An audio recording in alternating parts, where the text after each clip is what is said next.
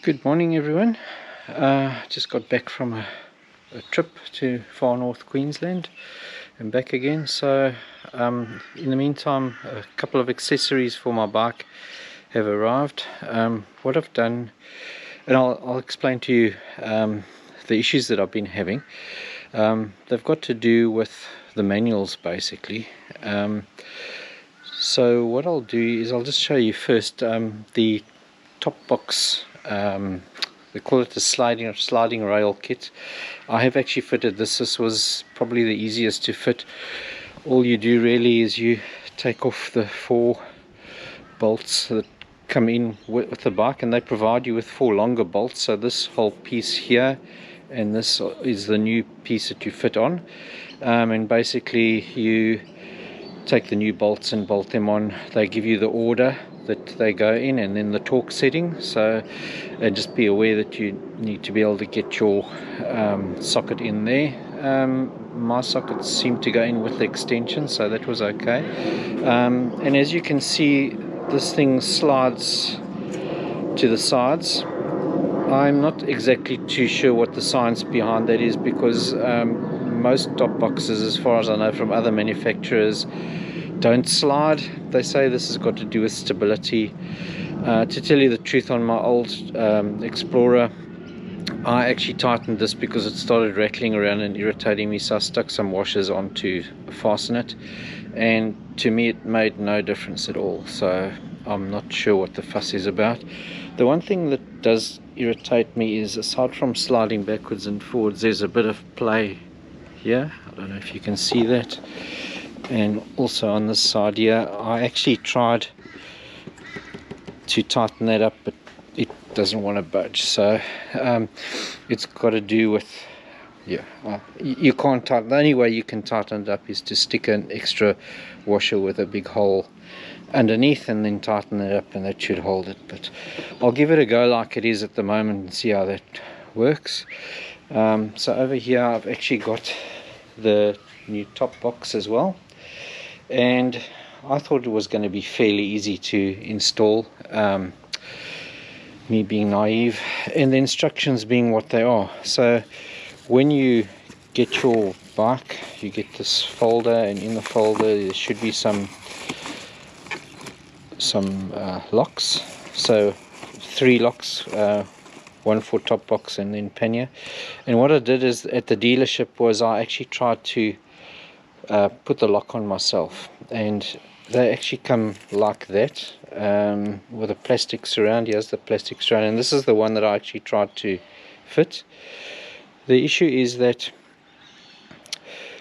when you take it out of the plastic, which you soon figure out you need to do, all the pins come out, and then you struggle to find the right place to put them again. Okay, this is the one I tried to put in at the dealership. They don't tell you anywhere in the instructions to put the key in first, because if you put the key in, then the sliding bits stay in place. Not sure what you call them, but they stay in place when you put the key in. So if you're going to do this and you're going to do it yourself, and don't follow the instructions, because they don't tell you. But basically you put the key in, and then you pull it out of this black bit, and then you actually insert it into the top box with the key inserted and in the right direction. The other mistake I made was I thought I'd open the top box before I don't know why I thought I'd need to open it, but I opened it just to make sure that I could open it manually if there was no lock installed, because I needed to get home. Anyway, I tried to put the lock in with the mechanism on the top box and in the unlocked position, and but because I've unlocked it, I changed the way the inside was, and of course the thing wouldn't slide in properly. It was only afterwards, when I looked further at the instructions about the alignment, there was a picture there that showed you what the alignment should look like, and I went, oh well, that's not what mine looks like. So I changed it. I used my key to force it into the locked position again, and then the thing slid in nicely. So anyway, I've still got the 2 spares here for the panniers should I ever get them. I'll have to just make sure that I've got all these pins in the right position as well. So with that said, the remainder is, I guess, just to tape the top box and put it on. I'll show you these other accessories later.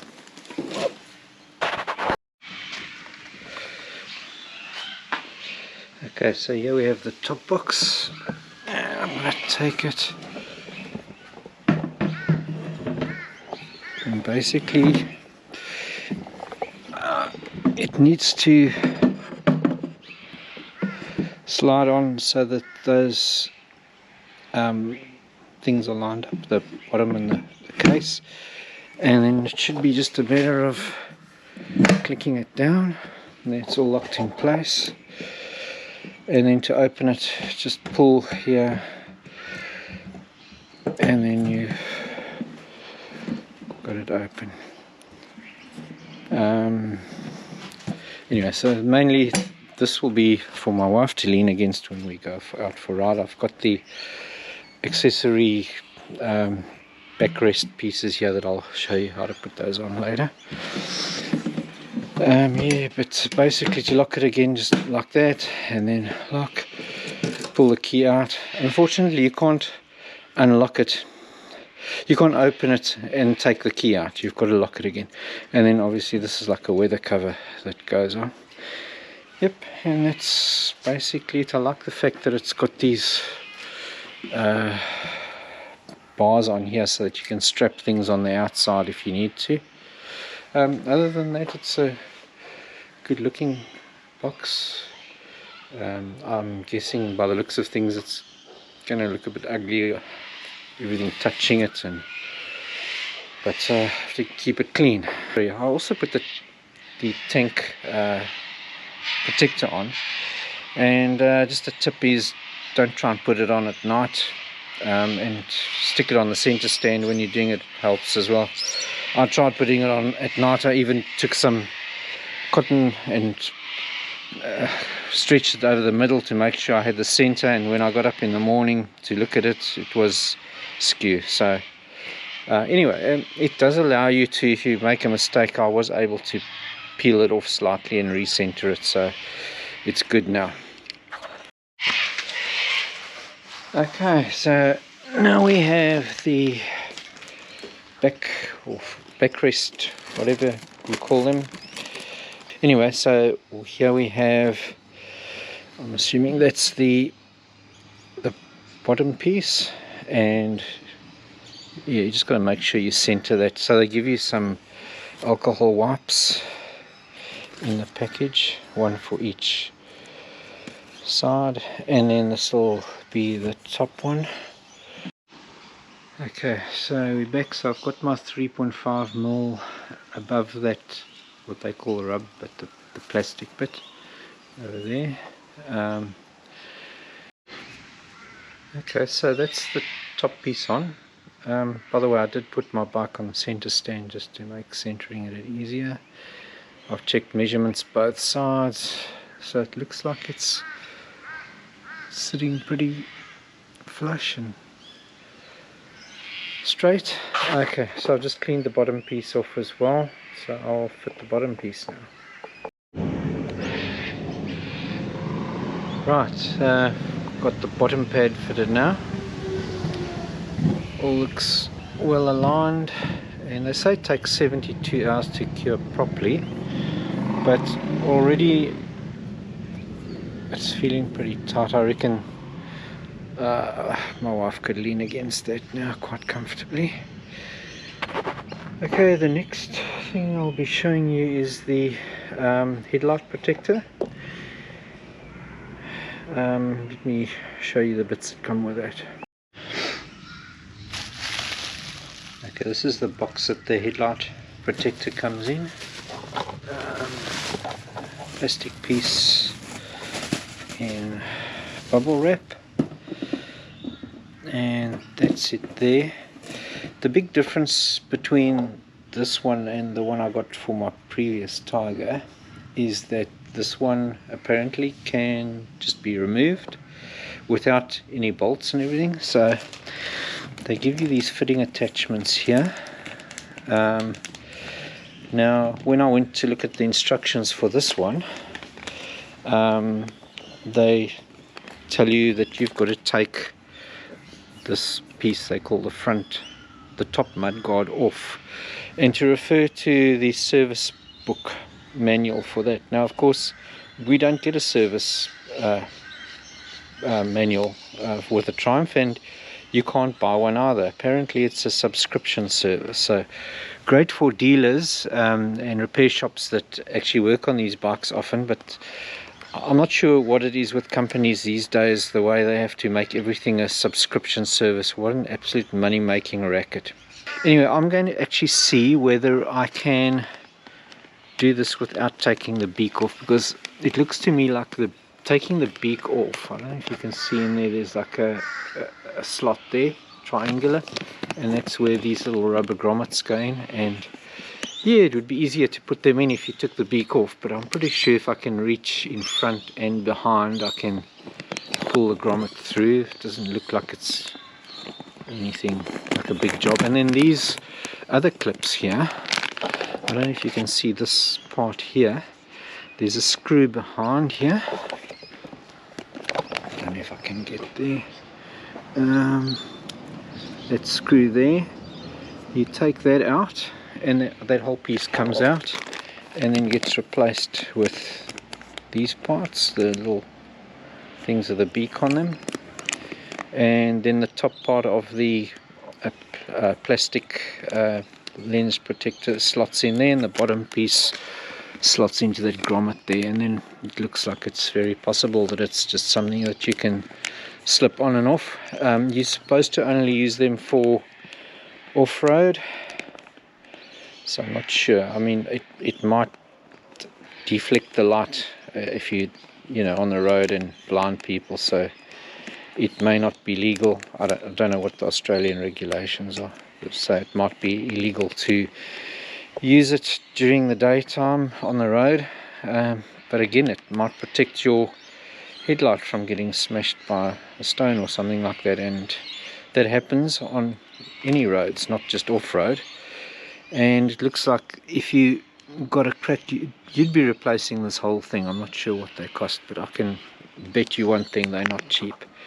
Anyhow, I'm going to first of all remove these, or unscrew these, so I'll put those in, and then I'll try and get the grommets, the rubber grommets or whatever you call them, in without having to take the entire upper mudguard off. Watch out for screws dropping all over the place. So yeah, I actually took that screw off with my fingers, the last bit, just so I didn't lose it. Now I'm going to drop it on the floor. Anyway, this is the piece that comes off, and then we replace it. Sorry, that's the piece that comes off. Then we replace it with this piece over here, which just has this extra little gravy bit on it. So this is what it looks like when it's in. Now, it's not something that you can push through the back or push through this way.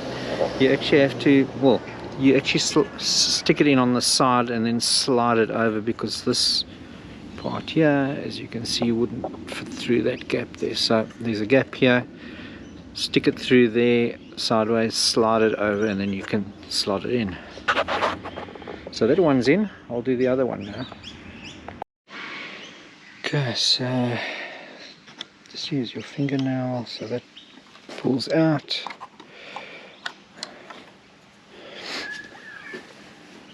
Okay, now just to show you, I hope this one works as easily.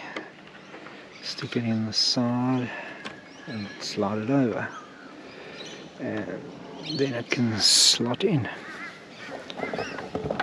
It's a little bit more difficult to get the screw in and out this side because of the charging socket.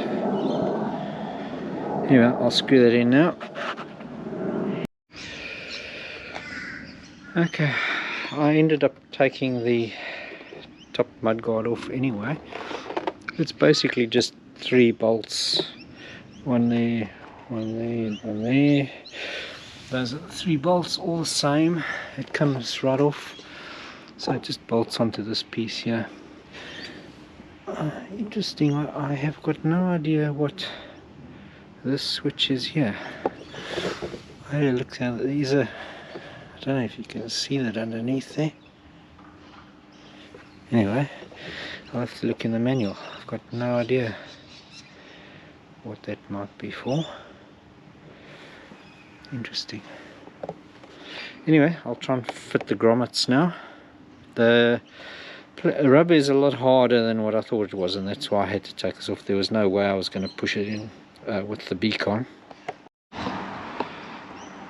Even with the beak off, it took quite a bit of pushing and shoving to get that the grommets in. So I've got them both, so I actually had to use the Allen key. Yeah. Yep. So they were quite difficult to push in. The rubber's really hard. I had to use a bit of leverage to push it in from the sides, but just being careful not to damage anything in the process. I don't know if there is a better, maybe a screwdriver would work, but I just didn't want anything pointy that might scratch anything. Anyway, they are in now. So next job is to try and fit it before I put the beak back on. This is the headlight guard. So top would slot in over there, that one would slot in that side, and then these pieces would go into the rubber grommet. So there, I'll do this with my hands free rather, so I'll switch off while I'm doing this.